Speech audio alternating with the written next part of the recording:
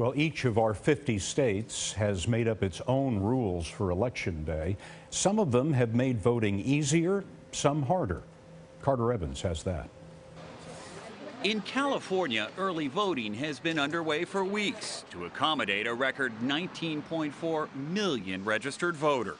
There is a lot of concern about voter intimidation. What do you tell people? I tell people not to let the dialogue about that deter them from going out to vote tomorrow. Dean Logan is the registrar and recorder for Los Angeles County, where the only thing you need to bring to the polls is yourself. California does not require ID to vote. You sign the legal oath that you haven't voted anywhere else and that you are eligible to vote, and they're going to issue you that ballot.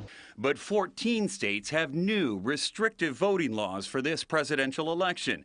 Nebraska and Ohio both reduced early voting days. In Arizona, it's now a felony for anyone other than a caregiver or family member to drop off another voter's absentee ballot. And 7 states now require photo ID at the polls. Myrna Perez is Deputy Director of the Democracy Program at the Brennan Center for Justice. These strict photo identification laws include identification that up to 8 to 12% of Americans don't have.